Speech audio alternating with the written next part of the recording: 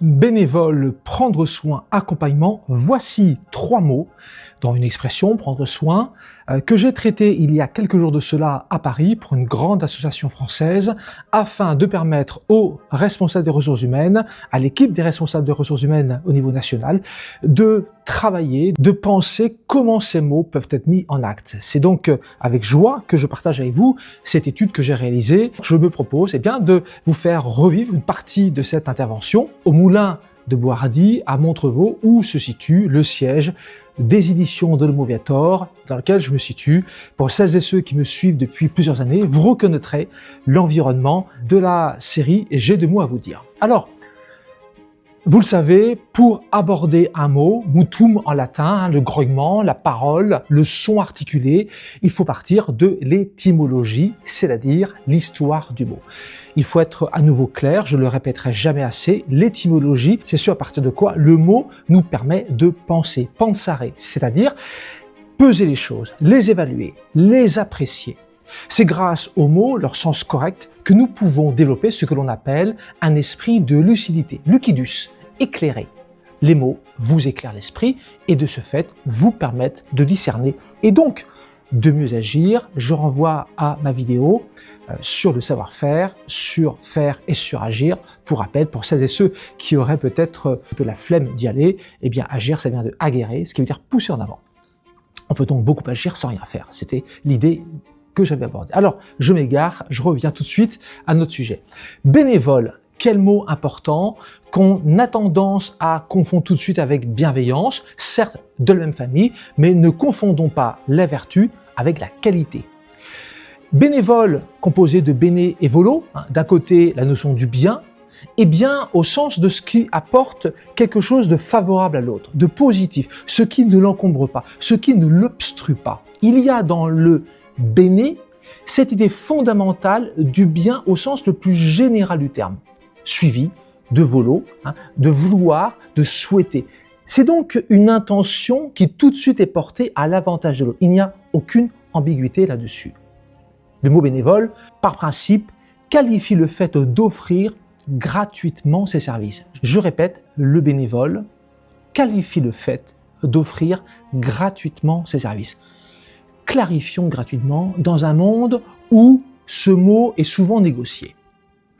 D'abord, la notion de gratuité est fondamentalement, là encore, vertueuse. Elle se manifeste. Gratuitement, gratuitus, signifie désintéressé, sans motif, spontané, pour rien. Désintéressé, sans motif, spontané, pour rien.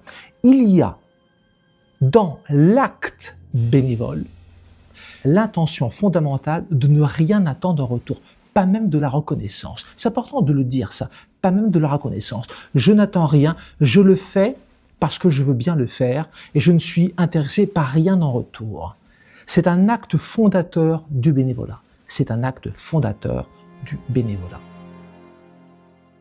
La notion de béné, donc de volo, renvoie à volentia, la volonté, le consentement, l'aveu. Il y a donc une intention, une mise en tension de l'esprit au profit de l'autre.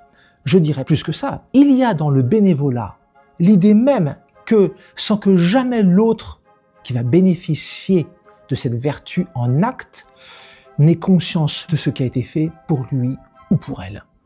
J'aime beaucoup ce mot. J'aime beaucoup ce mot. Et la vertu du bénévole, c'est la bienveillance. La vertu du bénévole, c'est la bienveillance. Bon, amical, complaisant. Alors, entendons-nous bien. La bienveillance n'est pas un acte de la parole. J'insiste, la bienveillance n'est pas un acte de la parole. La bienveillance est un acte tout court. C'est la modalité par laquelle je me comporte ou je vais adopter une manière d'opérer, une manière de me comporter ou d'agir vis-à-vis d'une personne ou d'un groupe sans que jamais ceux-ci ne se rendent compte. Et ça, c'est très important parce que j'entends parfois les gens qui me disent « je te dis ça avec bienveillance ». Ben, j'en dis « mais pourquoi vous le dites ?» La bienveillance ne se déclare pas, elle se manifeste. Dès lors que l'on doit préciser que l'on acte avec bienveillance, cela devient suspect. Est-ce vraiment de la bienveillance? Je questionne. Non, j'interroge pour le coup, parce que j'ai la réponse derrière. Vous voyez, Je fais mon maïoticien, j'interroge, mais je ne suis pas dupe. Donc, la notion de bienveillance dans le bénévolat, c'est bien la vertu qui guide la qualité, le fait d'offrir gratuitement ce service. L'un et l'autre se polarisent, il n'y a aucune discussion dessus. Donc, si nous sommes RH, si nous sommes des accompagnants de bénévoles, il faut bien comprendre que ceux-ci n'attendent rien de vous parce que eux-mêmes sont désintéressés du fait de pouvoir offrir gratuitement de leur temps et de leur personne. Ça, c'est très intéressant. Pourquoi? Parce qu'il n'y a pas d'enjeu. Il n'y a pas d'enjeu. L'enjeu, à la fois le risque et l'opportunité. Toute personne dans le business, dans les affaires, dans l'activité rémunérée, a de l'enjeu. Soit de l'opportunité, soit du risque. Or, accompagner le bénévole implique une idée fondamentale, c'est que le bénévole n'a aucun enjeu, il n'attend rien.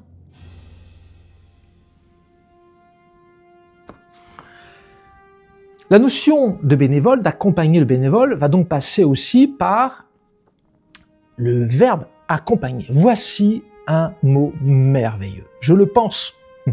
Je le pense parce qu'il est composé de 2 préfixes. Et il y a quelque chose que je souhaite vraiment rappeler. J'ai pris des notes dessus il y a quelques temps de ça. Il y a vraiment quelque chose que je souhaite rappeler sur cette notion de préfixe. C'est que les préfixes ont un rôle essentiel pour l'esprit, pour le cerveau et pour la pensée tout court. Ils vont vous donner 3 informations clés. D'abord, une information de spatialité. Le préfixe vous donne un repère d'espace. Sur, dedans, en dehors, extérieur, devant, etc. Donc, il y a toujours cette notion d'espace. Où est-ce que ça se situe? Puis, il y a l'idée de temporalité, de flux, ce qui s'en va, ce qui s'en vient. Et enfin, il y a une notion d'intensité. Alors, ak, qui vient de ad, signifie littéralement devant, qui va vers. On a donc ici une temporalité qui va devant. D'accord? Ce qui s'en va, comme diraient les Chinois. Je n'ai pas fait exprès pour la rime, mais ça fonctionne. D'accord? Ce qui s'en va. Mais surtout, il y a le cum latin, le co, ac cum. Et ce petit préfixe est extraordinaire. Je le dis, je ne me lasserai jamais de traiter ce petit préfixe. Je pourrais passer des heures. D'abord parce que j'avais pris des notes il y a quelques mois de cela, parce que il vous donne, comme je l'ai dit, un repère de temporalité, de spatialité et d'intensité. En effet, cum est un marqueur de pluralité, un marqueur de multiplicité, de complexité et de totalité. Cum, rien qu'à lui, dit tout l'essentiel entre ad et panis. Entre ad et panis, cum vous donne à la fois ces notions de pluralité, ensemble. Souvent, dans les dictionnaires actuels, on a juste avec. C'est tellement réducteur. C'est tellement réducteur. Parce que ces notions de pluralité, de complexité, qui est tressée. Il y a un tressage qui amplifie. Il y a du collectif, poussé par ad. Vous imaginez un petit peu? Donc ad, pousse en avant, va vers. Cum, rassemble, multiplie. Avec cette idée de cumulation. Donc ad, cum, cette idée effectivement cumulée, d'amplifier, et qui exprime l'idée de réunion, d'agrégation, d'assemblage. Alors, clarifions. On a eu bénévole, bienveillance, d'accord? J'ouvre une parenthèse, désolé, mais je ne peux pas manquer parce qu'au moment où je le dis, j'y pense. J'ai entendu quelqu'un qui me disait, j'aime pas ce mot-là, d'accord? Tout le monde l'utilise et mal en plus. Quelle tristesse, je le dis, je le répète, quelle tristesse de se priver du pouvoir d'un mot, possum, nous dit l'histoire, c'est-à-dire son énergie, sa puissance, parce que certains et certaines l'utilisent mal. Non, en le réutilisant, vous lui redonnez sa pleine puissance et vous-même, vous vous attribuez la puissance parce que dès lors que vous le dites, dès lors que vous l'articulez, dès lors que votre esprit en connaît la spatialité, la temporalité, l'intention, alors il vous confère toute sa possibilité. Il vous confère toute sa possibilité. Alors au passage, si vous aimez ce que je vous raconte et si cela vous est utile, pensez à vous abonner, désolé, mais YouTube me le demande. Alors voilà, mettez un petit pouce, je sais que ça vous convient et ça me fait bien plaisir en plus. Poursuivons. Alors, la notion de qu'on ne s'arrête pas là, parce qu'il y a soit l'idée qu'il y a quelqu'un qui agit, le sujet agit, ou soit cette idée d'agrégation, de réunion dans la chose qui est faite. Donc, on a bien l'idée d'un dynamisme, d'une poussée, d'une accumulation, d'une propension. Vous voyez, ce n'est pas du tout statique, c'est même vertueux, ça s'amplifie. Il y a de fait l'idée de réciprocité. Plus je donne, j'amplifie, plus j'ai du retour. Accompagner le bénévole est donc fondamentalement vertueux, magique presque, comme nous le dit le grec magéa. C'est à la fois un art qui permet de créer l'étonnement et le merveilleux. Étonnement parce que les gens sont étonnés de ce que cet accompagnement produit, et le merveilleux parce qu'ils en constatent la manifestation. C'est le propre de la magie. Les mots sont magiques par cette qualité qui les fonde de pouvoir produire un état d'étonnement et de merveilleux. Alors, si je reviens aux mots que j'ai traités, ayant abordé le sujet du préfixe, je reviens à bénévole, à prendre soin, accompagner. Donc, accompagner, c'est un panis, le pain. Il y avait vraiment cette idée à l'origine de partager quelque chose ensemble. Le partage, le fondement même de la vertu, l'idée que je te donne sans rien avoir en retour, et mieux, je te donne et je mange avec toi, je partage avec toi. Ok ? Cet aliment qui vient du sol, qui symbolise l'humain, la vertu, la nature, le natura, ce qui croît, ce qui se déploie. Donc, accompagner est un acte fondateur de vertu et d'humanité. Donc, lorsqu'on met l'accompagnement du bénévole, on voit ici l'obligation que ça pose. On voit bien l'obligation au-delà de tout contrat, au-delà de toute règle, au-delà de toute idée même. C'est un acte quasi civilisationnel qui dépasse de très très loin l'association, l'entreprise, que sais-je. Alors, lorsque j'ai fait cette étude, j'ai été voir des grands auteurs comme Lafaille par exemple, ou Girard pour voir les grands synonymes. On a donc amor, en latin amor, caritas, pietas, benevolentia, studium, ou gratia, favor. Alors, ça veut dire quoi et pourquoi je l'aborde? Eh bien parce que, là encore j'insiste, les mots ne valent que par leur étymologie et que par leur synonymie. Non pas cette synonymie généraliste du XXe siècle et du XXIe siècle qui mélange les mots, qui les met ensemble en disant voilà, c'est du synonyme. Habileté, compétence, c'est synonyme. Pas du tout. Et pourquoi faut-il réintégrer cette synonymie distinctive? Eh bien pour acquérir de la gradation. La gradation, c'est grâce à elle que l'esprit peut faire preuve de lucidité, de discernement, de nuance. Sans distinction, impossible de nuancer. Impossible. Donc amor qui donne lieu à amour, se dit des hommes et des animaux, l'amour pur, l'amour sensuel, l'amour intéressé. C'est ce qui donne lieu à la passion. Et la passion fait souffrir, on le sait. Elle ne se commande pas, elle est viscérale et elle est fondamentalement subjective. Elle est presque dangereuse puisque la passion, dans son sens subjectif, veut le bien de l'autre. Or, vouloir le bien de l'autre pose la question de bien tel que je l'entends. Et rien ne prouve que le bien que j'entends est le bien pour l'autre.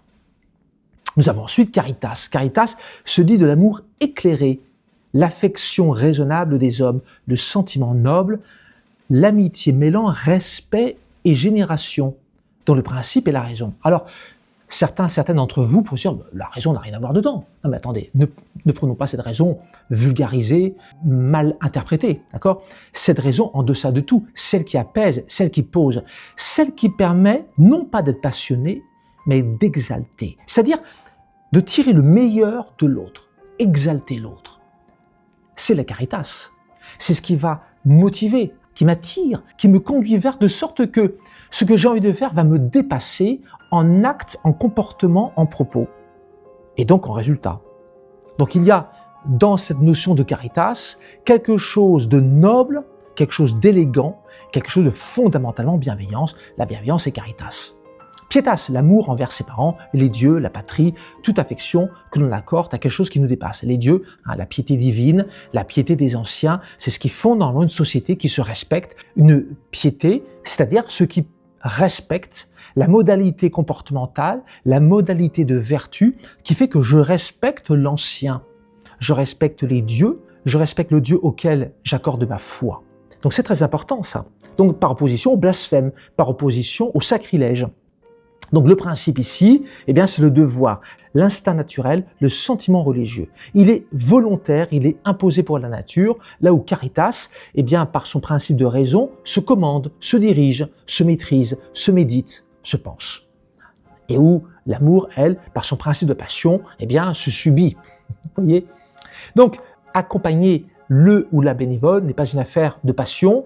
Nous sommes plutôt ici dans une affaire de raison, la caritas, d'accord, ce qui permet d'aller vers la gratia, la gratitude, sens objectif, état de celui à qui l'on veut du bien, par opposition à l'amour, donner la faveur, le sens subjectif de vouloir du bien. Je lui veux du bien, je lui accorde mes faveurs. J'ai donc, de ce fait, une subjectivité. Pourquoi je lui donnerai à lui plutôt qu'à elle ? Voyez ? Et là, de ce fait, nous perdons cette qualité vertueuse. La caritas, la gratia, elles sont objectives. Benevolentia, passons très vite, c'est la marque d'intérêt manifeste que l'on porte à quelqu'un, la part que l'on prend à ce qu'il lui arrive quelque chose d'heureux, sans que, je le répète, cette personne ne le sache jamais. C'est la plus grande vertu qui soit. Avoir aidé quelqu'un, lui avoir permis, il ou elle, d'avoir réussi quelque chose, sans que jamais cette personne ne l'ait su. C'est la marque ultime de la bienveillance. Le reste n'est que discours rhétorique. Prendre soin. Alors, prendre soin, ici j'écris prendre entre parenthèses et soin. Soin qui vient de curare. C'est intéressant car c'est un terme médical. Ça veut dire littéralement soigner, prendre soin d'eux, c'est proche de tâcher de guérir. C'est un acte thérapeutique. C'est un mot de la grande famille des thérapeutes, thérapeutique, c'est-à-dire celui, celle qui réunit ce qui a été divisé. C'est le thérapeute, thérapeutique. Il y a l'idée de soin et de bonne volonté. Il y a donc un acte thérapeutique. Alors, on va dire, oui, mais c'est pas comme ça qu'on l'emploie. Oui, mais oui, c'est pourtant ce que ça veut dire. D'accord ? C'est pas parce que on entend, nous ensemble, notre communauté, que on veut bien que ce mot signifie quelque chose, que le mot signifie ce pourquoi nous voulons l'orienter. Non, non, non. Soin est un mot de la famille des thérapeutes, dont font partie les médecins, les chirurgiens, toute personne qui réunit ce qui a été séparé, d'accord ? Que ce soit organique ou que ce soit psychique. C'est donc un synonyme de médiri, médéor, guérir, soigner. Opération technique mue par un sentiment d'humanité procédant avec prudence et au figuré la réparation du mal, avec l'idée d'un bon résultat.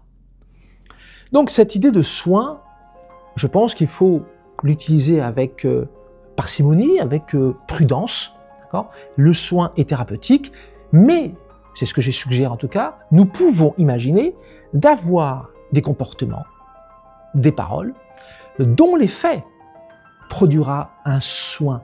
Mais ce n'est pas l'acte lui-même qui produit le soin, ce n'est pas prendre soin de l'autre, d'accord ? Qui poserait l'idée que l'autre va mal, que l'autre a besoin d'être guéri ou on a besoin de réunir quelque chose chez lui ou elle qui a été séparé. Non, c'est l'acte vertueux.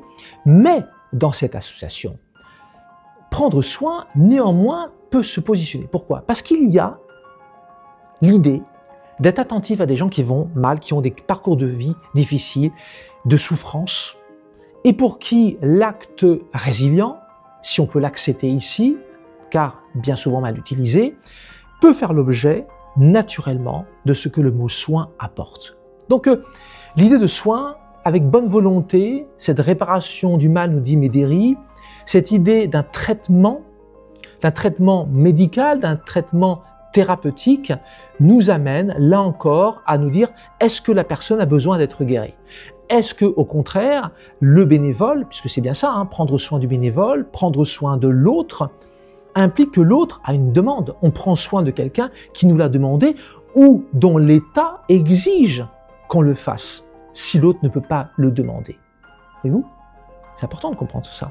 C'est pour ça que Caritas Gratia est objectif. On ne peut pas séparer le bénévole de gratitude. Il y a ici cette idée que c'est bien ce que l'on veut rendre manifeste qui objective l'action et non pas ce que je pense de bien pour l'autre qui pousse à l'action. On peut donc être malveillant en ayant les meilleures intentions du monde, en ayant la meilleure idée du bien du monde. Ça ne marche pas comme ça et c'est pourquoi les mots sont si importants. Voici ce qui a pu animer pendant quelques instants cette conférence, une conférence qui a eu pour intention de poser les mots comme acte du quotidien, comme repère grâce auquel ensuite il est possible d'agir avec prudence, avec discernement, avec lucidité et donc avec bienveillance. Voilà. N'oubliez pas de vous abonner à ma chaîne, de cliquer sur le petit pouce bleu, de mettre un petit mot pour me dire que vous appréciez. Comment, si vous pensez faire preuve de bienveillance, eh bien comment ça se manifeste ou comment les mots que j'ai pu explorer maintenant vous font revisiter votre pratique de l'accompagnement. À très bientôt.